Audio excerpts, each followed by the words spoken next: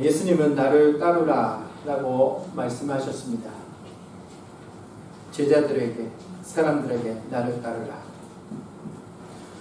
베드로는 16절 말씀을 통해서 신앙 고백을 했습니다. 주는 그리스도시요 살아계신 하나님의 아들이시다.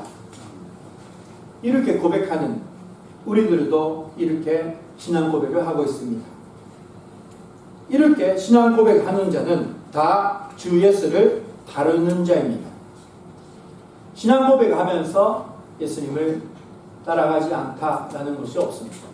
예수님은 주님이라면 우리는 반드시 따라가는 겁니다.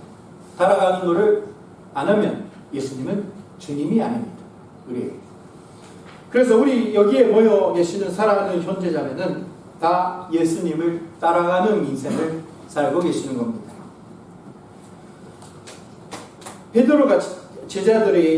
베드로와 제자들이 신앙 고백을 했을 때 주 예수는 21절 말씀에 써 있는 것처럼 이때부터 예수 그리스도께서 자기가 예루살렘에 올라가 장로들과 대제사장들과 서기관들에게 많은 고난을 받고 죽임을 당하고 제3일에 살아나야 할 것을 제자들에게 비로소 나타내시니 신앙 고백하는 제자들과 베드로에게 이제부터 일어난 일을 자세히 말하는 겁니다.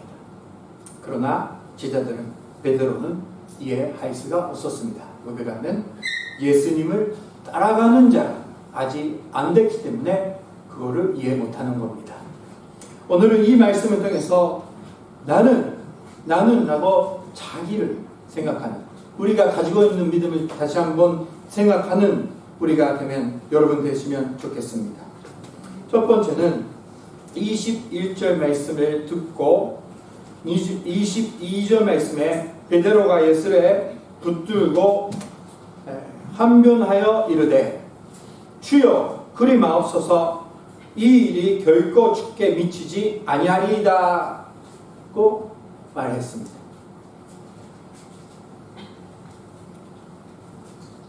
이 말을 보면서 이 베드로의 행동은 제자의 입장을 넘었습니다. 아주 많이 넘었어요. 왜 이렇게 됐냐 싶었는데 우리가 생각하면 이 베드로는 신앙 고백을 한 후에 예수님께서 내가 복이 있도다 라고 17절 통해서 우리가 볼 수 있어요. 너는 복이 받았다 라는 칭찬을 받았어요.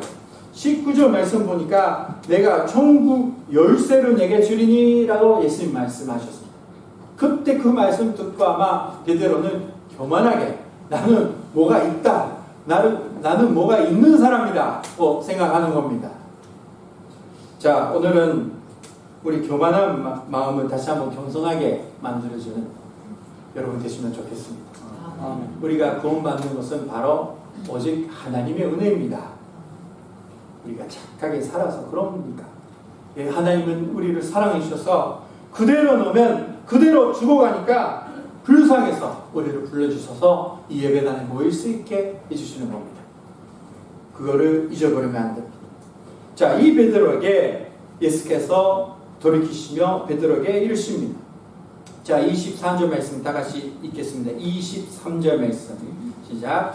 예수께서 돌이키시며 베드로에게 이르시되 사탄아 내 뒤로 물러가라. 너는 나를 넘어지게 하는 자로다. 내가 하나님의 일을 생각하지 아니하고 도리어 사람의 일을 생각하는도다 하시고. 아주 충격적인 말입니다. 사탄아! 라는 겁니다. 시몬 베드로라고 불렀던데 갑자기 사탄. 이 말은 무슨 말이냐면 베드로가 사탄이라는 것이 아닙니다. 물론 그럽니다. 근데 베드로가 가지고 있는 판단, 했던 판단, 행동, 반응, 그것이 바로 사탄의 입장에 써 있다라는 뜻입니다. 사탄의 입장이라는 것은 많이 있고 아주 심플합니다. 그거는 바로 하나님을 생각하지 않는 것입니다. 그렇게 생각하면 우리도 사탄이 기뻐하는 그런 생각과 마음이 얼마나 많이 가졌는지 우리가 회개하게 됩니다. 자, 사탄의 생각은 하나님의 일을 생각하지 않다라는 겁니다. 그러니까 베드로가 생각하는 원했던 예수님의 모습은 완벽한 왕 되셔서 로마를 물리치고 로마에게 이기고 이스라엘 나라를 새롭게 하고, 그리고 왕 옆에 나는 높은 사람으로 옆에 앉히겠다라는 것이 베드로의 생각이었습니다. 사랑하는 여러분, 우리는 이런 생각이 있으면, 자기의 마음, 하나님의 생각하지 않는 마음이 있다면 우리도 사탄이 기뻐하는 사람이 되고 예수님의 일을 방황하는, 이 예수님이 이렇게 하셨잖아요. 23절만에 보니까 나를 넘어지게 하는 자로다. 넘어지게 한다는 거예요. 왜 넘어지게 돼요? 베드로는 덜나는 뜻입니다. 신앙 고백하고 예수님을 따라가는 베드로는 교회가 그 신앙 고백 위에 세워져가는 그런 역할을 할 수 있는데, 이제 자기만 생각하는 베드로 덜는 이제 예수님은 넘어지게 하는 겁니다. 어느 날은 우리는 이것을 잘 알고 하나님의 일을 할 때, 교회에 모일 때, 그리고 매일 살면서 하나님을 생각 안 하는 마음으로 사는 것을 피해하는 여러분 되시길 주님의 이름으로 축원합니다. 아멘. 갑자기 꿈에 예수님이 나타나셔서 야 사탄아 그러면 어떡합니까? 어이구지. 예수님 어떻게 그런 말 할 수 있습니까? 그렇게 아니죠. 막 그런 일이 없지만, 그러나 우리는 조심스럽게 우리 생각 안에, 우리 교회의 문제는 다 그럽니다. 예수님의 이름으로 얘기하면서 다 자기의 생각, 자기 계획, 그러니까 교회 안에 문제가 생기고 목회자의 문제가 생기는 겁니다. 자, 그러면 우리는 어떻게 하면 예수님을 따라갈 수 있는 사람이 되느냐? 그거는 바로 24절부터 시작합니다. 24절 한 말씀 다 같이 읽겠습니다. 시작. 예수께서 제자들에게 이르시되 너희들이 나를 따라오려고 자기를 부인하고 자기 십자가를 지고 나를 따를 것이니라. 자기를 부인하고 자기 십자가를 지고, 그리고 그렇게 하면 이제 예수님을 따라갈 수 있게 된다라는 겁니다. 여기에 첫 번째, 자신을 부인한다라는 것. 우리가 자신을 부인해야 된다라는데 무슨 말이냐면, 내 그 생각 그런 거 다 없어지고 모든 것이 하나님의 세계, 그런 건 할 수가 없어요. 무슨 말이냐면, 우리들은 우선 자신의 부인하는데 이것을 세알의 목표가 자신이 아니라 하나님의 뜻에 순종하는 자가 되었다라는 겁니다. 아주 쉽습니다. 여러분들 매일 하는 생각해야 하는 일들, 우리가 계획하는 여러분들의 인생, 거기 위에다가 하나님의 뜻을 넣으시면 되는 겁니다. 하나님의 원하시는 대로 이끌어 주세요 하면서 저는 이렇게 원하고 있습니다. 이 순서예요. 예수님은 십자가에 달려 죽으시기 전에 기도하면서 뭐라고 기도하셨습니까? 할 수 있다면 이 십자가를 빼주세요라고 하셨어요. 그 기도 너무나 우리에게 그 위로가 됩니다. 예수님은 인간으로서 너무 힘든 거예요. 인간으로서 태어나기 때문에. 그러니까 이 십자가에 빼주시면 좋겠습니다 하면서 마지막 어떻게 기도했습니까? 그러나 하나님의 뜻만 일어나시도록 이끌어주세요 라고 기도했습니다. 자, 사랑하는 여러분, 자신을 부인하다라는 것은 어려운 거 아닙니다. 지금까지 그렇게 해오셨잖아요. 모든 것 위에 하나님의 뜻을 첫 번째로 생각하는 여러분 되시기를 주님의 이름으로 축원합니다. 아멘. 두 번째, 자기의 십자가를 지라라는데, 자기의 십자가라는 것은 첫 번째는 자연스럽게 지게 되는 사명과 그리고 무거운 짐입니다. 사명이란 주님을 통해 맡겨진 사역과 봉사입니다. 저는 예수님 만나서 예수님 따라가겠습니다. 예수님 따라갈게요 했더니 하나님이 저를 목회자로 이끌어 주셨습니다. 여러분들은 예수님이 따라가겠습니다 했더니 장로가 되고 집사가 되고 교회 봉사를 하는 성가대와 찬양인도와 그 전소와 뭐 방문과 기도와 뭐 여러 가지 봉사하는 사람으로 하나님이 이끌어 주셨습니다. 그거를 십자가로 예수님 말씀하시는 겁니다. 그리고 무거운 짐이라는 것은 그 십자가에 무거운 짐이라는 부분이 들어있는데 그거는 바로 사람들로부터 받은 박해나 반대입니다.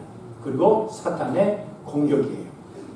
이런 것들을 피해하지 않고 뭐 어쩔 수 없다 라고 치고 나가면 이제 예수님을 따라갈 수 있게 되는 거예요. 도망가지 마세요. 사람들은 도망가지 마세요. 예수님 못 따라갑니다. 안 하겠습니다. 그러면 예수님 못 따라가잖아요. 그죠? 해야지. 세상에서 힘든 일이 있는 거는 어쩔 수 없지 하면서 새로운 일주일 시작하는 여러분 되시면 좋겠습니다. 네. 어쩔 수 없다. 자, 그렇게 하면 이제 우리는 예수님을 따라갈 수 있게 되는 겁니다. 그러나 이 자신을 부인하고 자기 십자가를 지고 가는 것은 간단한 일이 아닙니다. 간단한 일이 아니에요. 누가 해주는 일도 아니고 하나님의 뜻을 알고 기도하고 결심하고 손녀님의 도움을 받지 못하면 불가능할 일입니다. 할 수가 없어요. 그거를 믿고 기도하면서 합시다. 25절에 보니까 예수님 말씀하셨습니다. 25절 함께 읽겠습니다. 시작. 누구든지 제 목숨을 구원하고자 하면 잃을 것이요 누구든지 나를 위하여 제 목숨을 잃으면 찾으리라. 무슨 말이냐면 예수님을 따라가지 않으면 생명 자체 다 없어진다라는 겁니다. 뭐 많은 이야기잖아요. 예수님을 주님이라고 고백하면 우리는 구원을 받아요. 그리고 그 구원을 지킬 수 있는 힘은 예수님을 따라가는 자가 받을 수 있는 겁니다. 우리의 힘으로서 사탄을 이길 수가 없습니다. 그래서 예수님을 따라가지 않으면 우리는 생명 자체, 영생을 다 잃으면 없어지는 그런 사람이 되는 겁니다. 자, 예수님은 이렇게 예수님을 따라가는 자에게 아주 축복된 말씀을 주셨습니다. 마태복음 11장 28절부터 30절 말씀 마지막으로 보겠습니다. 마태복음 11장 28절 다 같이 읽겠습니다. 시작. 수고하고 무거운 짐 진 자들아 다 내게로 오라. 내가 너희를 쉬게 하리라. 아멘. 수고하고 무거운 짐 진 자들아 그러면 이제 누구 이야기를 하는지 알겠죠? 자기 마음대로 살면서 힘들다라는 사람이 아니에요. 예수님을 따라가겠다라는 자에게는 나한테 오라. 쉬게 하리라. 이게 교회 예배에 오는 축복입니다. 예수님은 이 말씀으로 우리를 초대해 주시는 거예요. 오늘 수고하고 무거운 짐 진 자들아 내게로 오라. 내가 너희를 쉬게 하리라. 어떻게 쉬게 하느냐. 29절 말씀 마태복음 11장 29절 말씀 다 같이 읽겠습니다. 시작. 나는 마음이 온유하고 겸손하니 나의 멍에를 메고 내게 배우라. 그리하면 너희 마음에 쉼을 얻으리니. 아멘. 나는 마음이 온유하고 겸손하다. 우리의 고생, 어려움 다 이해해 주시고 도와주시는 거예요. 다 이해해 주시고 도와주시는 겁니다. 그리고 나의 멍에라는 거는 마 같은 거를 묶는 것인데 이게 같이 해주신다는 뜻입니다.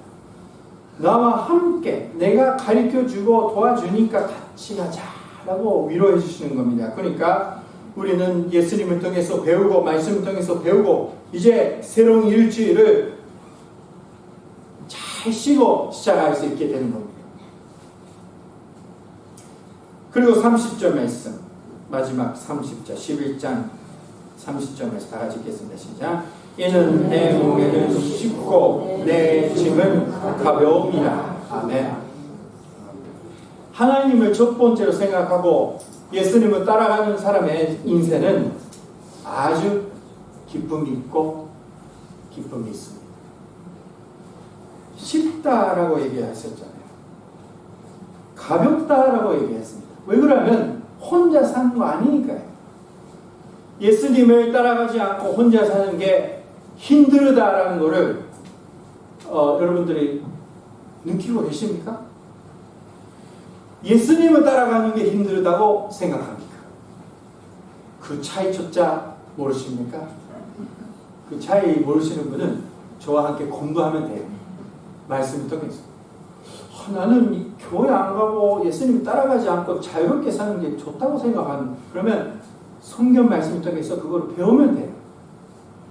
예수님을 따라가는 게 쉽습니다, 여러분. 우리가 자기 인생을 계획하고 자기 원하는 대로 살려면 하면 얼마나 힘들어요. 자기 마음대로 못하니까. 비즈니스 하고 있다가 어떻게 이 코로나 바이러스 같은 거 일어난다고 생각했습니까? 얼마나 힘들어요. 그러나 모든 것을 하나님께 맡기고 있으면 어려운 일이 일어나더라도 그래도 하나님이 나와 함께 계신다 하면서 기쁜 마음으로 살아갈 수 있게 됩니다. 그리고 하나님 인도해주셔요. 되도록이면 예수님과 함께 걸어가는 여러분 되시면 좋겠습니다. 아멘. 좋아요. 재밌습니다. 행복합니다. 자, 우리는 주 예수를 따르기를 포기하지 않는 우리가 되어야 됩니다. 새로운 일주일에 예수님과 함께 걸어가시는 여러분 되시길 주님의 이름으로 축원합니다. 아멘.